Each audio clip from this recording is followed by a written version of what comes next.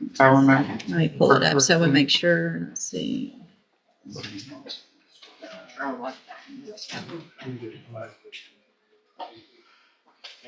Misquote because I have had several of these. It looks like in the motion it shows Just the murder. the murder is set at $800,000. And Mr. Wilkerson, do you intend to call your client or other witness? Your Honor, I just intend to call my client and then also Venetia Jones if she is still present. Mr. Johns, best you can, raise your right hand. Or Jones, I'm sorry. Do you swear or affirm the testimony you're going to give in this hearing will be the truth, the whole truth, and nothing but the truth? No. Thank you. You can go ahead, Mr. Wilkerson. Ms. Jones, you are obviously the same John Jones charged in this case with murder.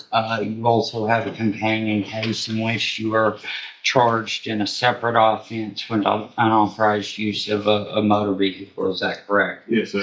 And how long have you been incarcerated? About 3-4 months. And during that time, has that time, you had the murder charges pending during the entirety of that time, is that correct? Yes, sir. Now, the person who actually pulled the trigger with regard to this offense has pled guilty and been sentenced. Is that correct? Yes, sir. And that was to 30 years. Is that correct? Yes, sir. And he was on parole at that time, correct? Yes, sir. And until But You didn't say those things? no. You didn't ask her how could she have a boyfriend with how ugly she was? Never said. You didn't ask how many boyfriends she ever had?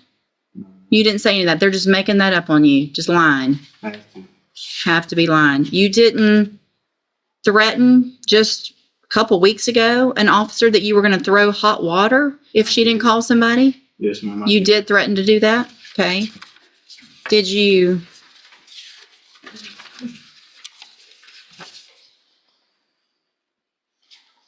say at one point when y'all were getting in trouble that what it had to do with somebody giving a Bible back to another person and you inserted yourself in something that wasn't about you and you said, that's what's wrong with y'all officers. Y'all think we on y'all time and I'm not. So you don't think you're on their time when you're in jail? I never said that.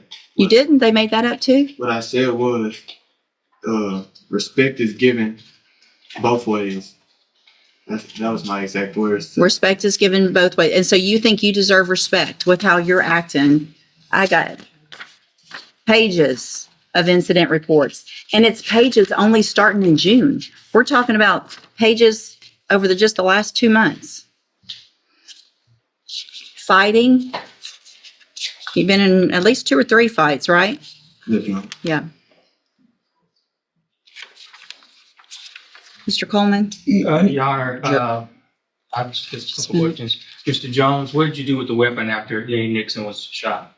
I gave it back to Green. And when did you and Green decide to rob Lenny Nixon? objection, Your Honor. These questions obviously go to the guilt innocence aspect of I this. think you opened that door when you asked him about the shooting and who the shooter was. And the co-defendant. When did the two of you decide to rob Lenny Nixon? We never decided to rob him. So if Green said you decided to rob him before he was shot, he would be lying? I mean, Yes or no? Yes or no? yes. Okay. They'd be lying. You knew the police were looking for you after Mr. Nixon had been shot, but nevertheless, you didn't turn yourself in, correct? I didn't know.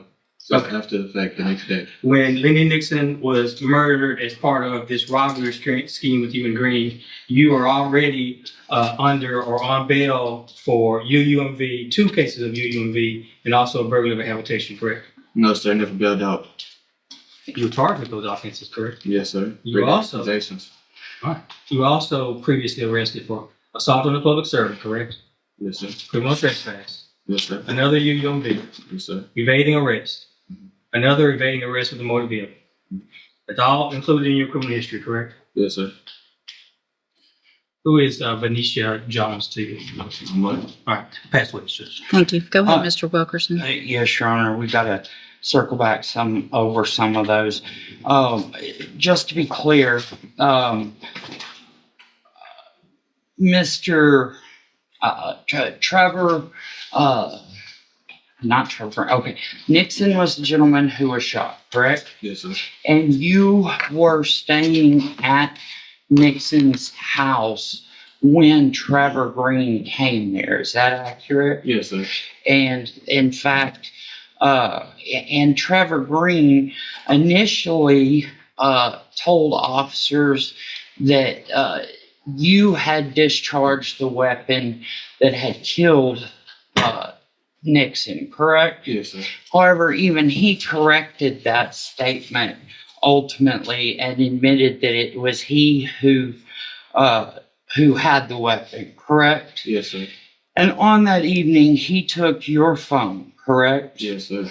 And he provided you the firearm that had belonged to Nixon, correct? Yes, sir. Now, you were asked about an agreement to rob Nixon of a firearm. And whether or not an agreement was ever reached. At what point or at any point, and if so, how did you learn of Mr. Green's intent of removing or taking a firearm that had been in Nixon's possession? It was about that morning. Well, I'm gonna say around that night, 1, 2 o'clock. What do you, and you say around that night, 1, 2 o'clock, what is it exactly that you were told at that time? Nixon keep pointing the gun in our face. Let's just take it. And how did you respond? Leave me out of it. I don't want no parts. And so, just very briefly, you yourself, Trevor Green and Nixon, had the three of you grown up together? Yes, sir. We all went to the same school at one point in time. Now, Trevor Green had just been released from prison, is that correct? Yes, sir. And is it the case that Trevor Green was actually coming into town to spend time with yourself? Now, Trevor Green, Trevor Green and Nixon, had the three of you grown up together? Yes, sir. We all went to the same school at one point in time. Now, Trevor Green had just been released from prison, is that correct? Yes, sir. And is it the case that Trevor Green was actually coming into town to spend time with yourself and with Nixon? And Trevor Green, when he came into town, he was with his girlfriend, is that accurate? Okay. All of the incidents that were mentioned by Mr. Coleman that are all juvenile incidents that have occurred with Mr. Jones, that it is quite clear in conjunction with some of the things that have also been mentioned, and also